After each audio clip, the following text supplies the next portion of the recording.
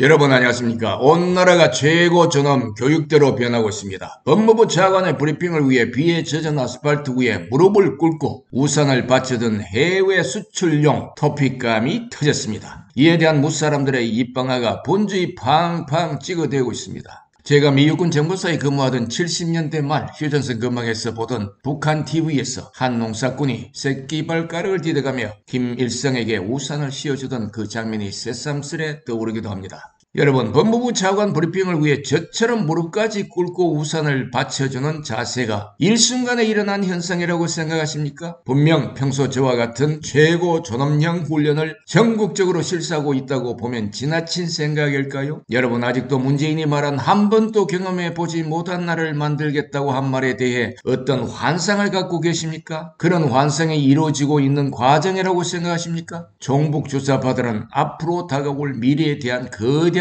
꿈을 갖고 있을 것입니다. 그 꿈이란 바로 문재인이 꿈꾸는 한 번도 경험해 보지 못한 나라가 될 것입니다. 그것은 바로 한반도 적화가 아니겠습니까? 전체 숲을 말씀드렸으니 이젠 숲속으로 들어가 보기로 합시다. 종북주사파 장관 부적격자 박범계가 법무부 장관 자리에 앉더니만 이상한 일들이 속출되고 있습니다. 법무부 차관의 기자회견에서 김정은 최고 존엄 예행 연습을 보여주는 일은 이들의 대국민 간 사이즈가 주체하지 못할 정도라 짊어지고 다녀야 할 판이 되었다는 것입니다.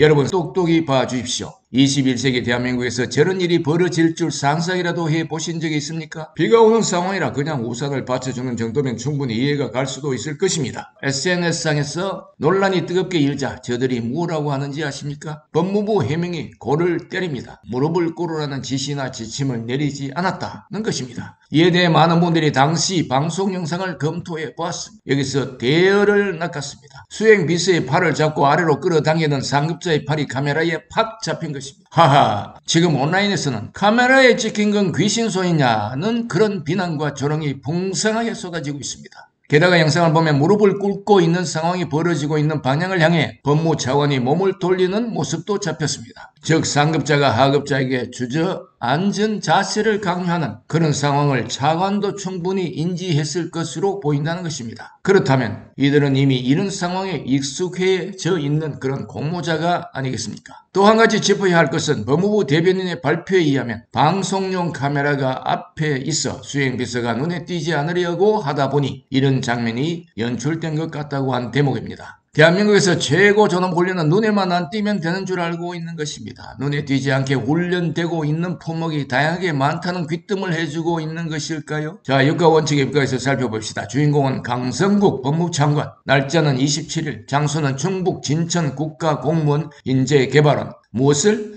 한국협력 아프간인 정착지원 관련 브리핑. 어떻게 외는 생략하도록 하겠습니다. 또 다른 최고 존엄 훈련이 있었습니다. 이번에는 차관이 아닌 장관이라고 하는 자에 대한 이야기입니다. 이런 걸 단순한 갑질이라고 치부할 수가 있을까요? 소상하게 말씀드리자면 이렇습니다. 외교부를 통해 구성된 사진 기자들이 지난 26일 인천국제공항 보안구역에서 막 입국한 아프간인 협력자와 가족들을 촬영하고 있었습니다. 그때 갑자기 법무부 직원들이 다가와서 한 가지 요청을 했습니다. 박범계 장관이 아프간인들에게 축하 메시지를 하고 인형을 나눠주는 행사를 하니 그쪽으로 옮겨 취재해달라고 했던 것이죠. 사진기자단은 아프간인 입국 장면을 촬영하기에 바빠서 법무부 직원의 요청을 즉각 행동에 옮기지 못했습니다. 그러자 법무부 직원의 말이 이어졌습니다. 보안구역은 우리가 허가해야 취재할 수 있다. 계속 이런 식이면 허가를 안 해줄 수도 있다. 여기는 방호복을 입은 사람만 있을 수 있다. 기자들은 입지 않았으니 장관 행사장으로 이동해 달라고 했다는 것입니다. 사실 그날 법무부 직원들도 방호복을 입지 않았고 사진기자단을 구성하는 과정에서 방호복 착용을 요구받은 적도 없었다는 것입니다. 여러분, 기자들의 취재는 그들의 자유가 아니겠습니까? 단순한 협조 차원을 넘어서 위협을 가하는 일은 김정은의 공산주의 사회에서나 볼 수 있는 그런 일일 것입니다. 위에 언급된 내용처럼 법무부 직원들의 행태는 위협조로밖에 볼 수가 없는 것입니다. 여러분, 제가 최고 존엄 훈련이란 말까지 써가며 말씀드린 데는 이유가 있습니다. 단순히 현 상황에 대한 침소봉대가 절대로 아니라는 것입니다. 현 대한민국은 종북 주사파들이 국가의 목줄을 꽉 잡고 있으며 저들의 소원은 김정은에게